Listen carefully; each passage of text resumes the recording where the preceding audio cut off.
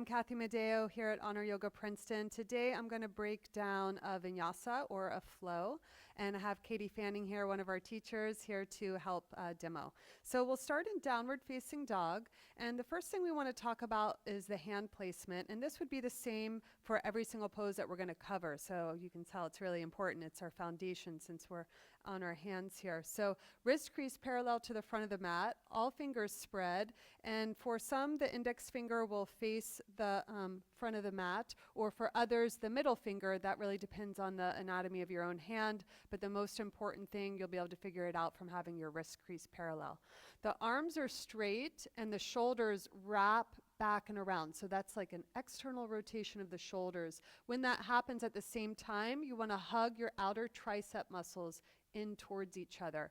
I see a lot of people dropping their head way down like that, or even lifting their head a little bit too high, kind of overextending at the neck. So you want to think the ears line up with the biceps so that you have a nice long line here. So the shoulder blades come towards the spine at the tips, and then the spine is nice and long. So the other thing we see a lot here is a rounding at the low spine. It'll look something like this, and that is either because of tight hips, tight low back, or tight hamstrings. And so what you can do is have the feet for sure hips distance apart, and even take a bend in the knees. So watch, once Katie bends her knees a little bit, her low spine draws in and up. So the long spine is more important at this stage than opening the backs of the legs, because once all of this unlocks here, the hips and the hamstrings will also start to release. So you can actually hold your down dog with bent knees for as long as you need to.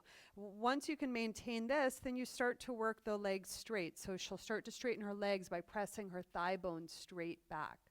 So feet hips distance apart, and you can notice a V shape in the body. So she's got a nice line here. Sit bones lift up towards the ceiling, and a line straight back towards her heels. Another common tendency I see in downward facing dog is a short stance in an effort to get the heels on the ground. It looks something like this, somewhere in between a forward fold and a downward facing dog. So again, that's not quite the posture. You want to lengthen the stance out a little bit. It's rare that I ever see anyone's heels down on the mat. I've been practicing over 20 years. My heels don't hit the mat. So, let go of this idea of getting the heels on the mat. Take the nice proper shape of the pose, which is a more V shape in the body. So that's our downward facing dog. Just take one more look. Long spine, sit bones lift up, and then the backs of the legs will start to release. From here, we'll talk about plank pose. So we'll talk about transitioning afterwards. Right now, I'll just have Katie come into plank pose. So your markers for plank pose is at the feet. They can be together, but we're going to practice it hips distance apart to create a lot of strength in the body. So feet hips distance apart, and the heels stack right over the toe mounds. And it's okay to shift your feet around to get that alignment. The other marker we want to look at is that the shoulders stack right over the wrists. So Katie can actually move her shoulders back just a little bit, and notice she's shifting her feet to accommodate that shift. Hands are still the same, triceps hugging in, shoulders still wrap back and around, but there's also this element of pushing the floor away and spreading a little bit the shoulder blades away. Core nice and engaged. So this is a great pose to build core stability, because all of the muscles have to work here to keep the spine long and the pelvis stable. You also can use your legs a lot, so squeeze the quads. When the quads are engaged, it helps the legs straighten. So everything's nice and strong here for a plank pose. So next up we have Chaturanga. This is a hard pose to hold, so I'm going to ask Katie to come down to her knees for a second so we can talk about the alignment in the arms. So Chaturanga, the most important thing is that the arms are at a 90-degree angle, and many people cannot make that shape with their knees off of the ground, and that's why we often cue to bring the knees down.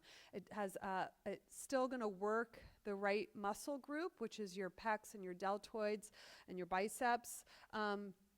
So don't worry about the knees being on the ground. So shoulders line up to elbows, elbows stack over wrists. Shoulder blades come towards the spine, and you can go ahead and come on up or down. Good. So Chaturanga is another core strengthening exercise, and also builds strength in the arms. The legs are straight. I'll have her take the full shape of the pose with the knees off the ground for a moment. Again, hands are the same. Good. So nice 90-degree angle in the arms, long spine, heels still stack over toe mounds. Great. You can come on down. Good. So next up we have cobra pose and up dog. I want to take this moment to differentiate between the two. So we'll start with cobra pose.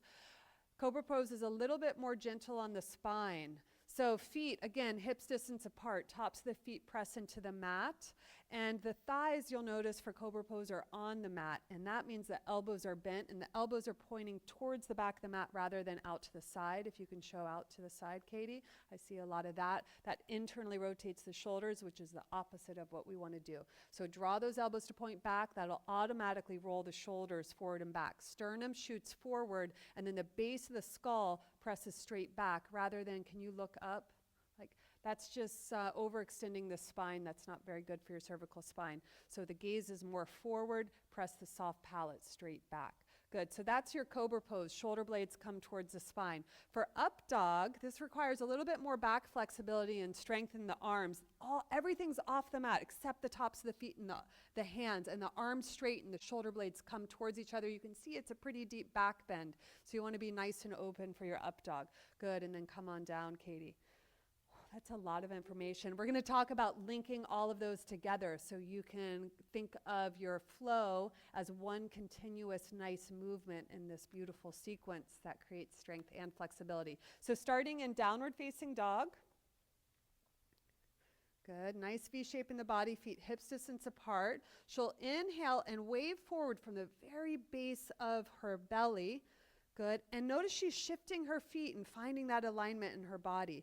Now, super important, you have to shift way forward in order to get that 90-degree angle of the arms when you bend. Good, now notice the shoulders never dip down as she transitions to up dog, and then curl the toes. You can go one or two at a time. We'll downward facing dog. Good, we're going to do it, look at it again. So inhale forward, exhale down, inhale sweep it up.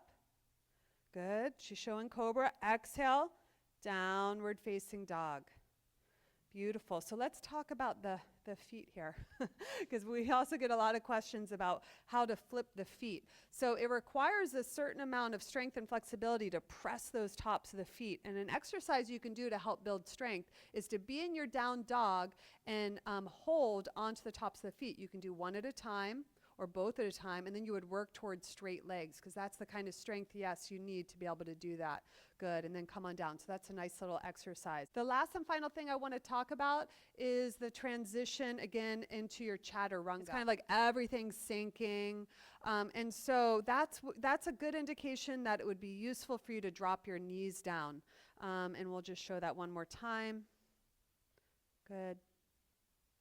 Beautiful. So you can maintain the whole shape in the body and start to work the strength.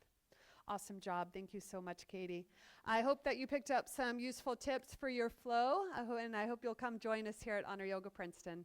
Namaste.